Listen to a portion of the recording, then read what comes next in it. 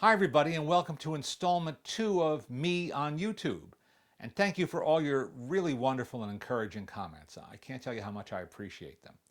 I said I would answer some questions. That's what I'm going to do right now. And first off, yes, that is a bottle of Kickapoo Joy Juice for all you Little Abner fans. Apparently, it is still manufactured. I got it here in LA at Galco's Old World Grocery, which boasted it has 120 brands of soda pop. Got to go there. All right, let's see. Douglas Grieve says, when is Disney going to release the second season of Spin and Marty? Douglas, I don't think it's going to happen. Certainly not on home video. Disney, like most of the major studios, is backing away from home video. They'd really like to be out of the physical disc business. They want us to get everything digitally, downloading, streaming, storing it in a cloud. Well, okay, if that's the way it's going, we'll have to live with that.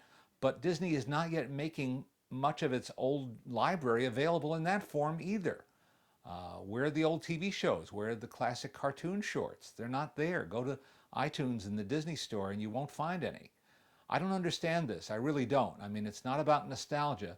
It's about profits. They're not making them available, so they're not making money and they're not making us happy. I hope they change their minds. James Fox says, do I agree with Steven Spielberg, Patton Oswalt, and others that the Hollywood system is broken? It appears to be, because the only thing that seems to succeed now are big movies. Everything has to be scaled big. And that's because movies cost so much to make anyway. They'd rather go all the way and make really big movies, even though they're going to cost $100 to $200 million, and then market them around the world so that they can make $1 billion back if they're lucky. And sometimes they get lucky. It's that brass ring that attracts them all. You know, the biggest, most explosive movie market now is in China. So if you wonder why we get films like Smurfs 2, it's because they can sell it in China. And they can sell it all over the world. That's why we have so many sequels, remakes, so many comic book superhero movies. It's not for the American audience necessarily.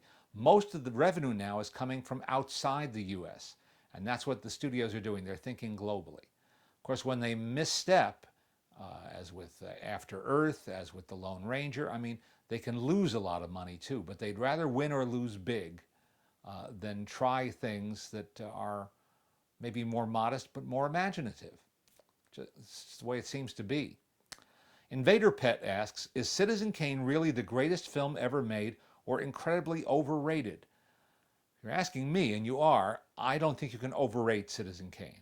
I think it is the greatest American film of all time.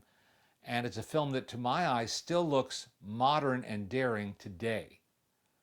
Now, some people who don't get it and don't understand and don't know what the fuss is all about, I think don't understand just how daring it was for the year 1941. If you look at other films of that period, you'll see other good movies, but you won't see anything that looks or sounds anything remotely like Citizen Kane. Orson Welles was so far ahead of the crowd, so daring and innovative in his storytelling, in his cinematography, in his production design, in every aspect of putting that film on the screen. And I think it holds up awfully as well as having a compelling and interesting story to tell. I think the reason it got replaced by Vertigo on the Sight and Sound poll, the one they do every 10 years, is that people got tired of seeing Citizen Kane, decade after decade in the #1 spot, and they wanted a change for change's sake. Is Vertigo a great movie? Sure it is. Is it better than Citizen Kane, greater than Citizen Kane? Well, I don't think so, but that's just my 2 cents. Carrie Cudney asks, what films do you think do a great job of having that classic witty and wise dialogue to tell their stories? Carrie, none of the above. When I was a kid and I got hooked on movies, especially old movies, I would sit with a pad and pen and write down my favorite lines of dialogue. Today the pen never moves because dialogue is no longer held at a premium. It's no longer something that's coveted.